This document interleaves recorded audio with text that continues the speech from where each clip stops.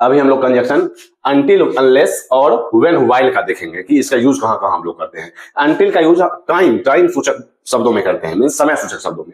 I will wait until और unless you arrive, यहाँ क्या होगा यूज कि मींस मैं प्रतीक्षा करूंगा जब तक कि तुम आते हो, तो यहाँ टाइम की बात हो रही है तो अनटिल का यूज होगा। लेकिन कंडीशन में शर्त की बात अगर हो तो अनलेस का यूज होगा। I want to go unless और until you come with me, तुम मेरे साथ अगर नहीं आओगे तो मैं नहीं जाऊंगा, तो यहाँ टाइम सूचक नहीं है, शर्त की बात हो रही है तो अनलेस का यूज होगा। मींस अगर शर्त की, कंडीशन की बात हो तो अनलेस का यूज करेंगे, लेकिन टाइम का बोध हो, I will wait until you arrive, जब तक तुम आते हो मैं वेट करूंगा, तो अंटिल का बोध हो, अंटिल का यूज होगा, क्यों, टाइम का बोध हो रहा है। फिर व्हेन और व्हाइल में हम लोग देखेंगे कि अगर एक काम हो गया है, अगर एक काम हो गया है और दूसरा काम उसके बाद हो रहा है तो हम लोग व्हेन का यूज करेंगे। लेकिन एक काम के साथ, एक काम हो रहा है और उसी के साथ दूसरा काम हो रहा है तो हम लोग व्हाइल का यूज करेंगे। यहां देखेंगे व्हाइल और when I reach the station the train started, जब मैं स्टेशन पहुंचा, जब मैं स्टेशन पर पहुंचा तो ट्रेन खुली, तो पहले मैं पहुंचा उसके बाद ट्रेन स्टार्ट हुई, तो हम लोग व्हेन का यूज करेंगे।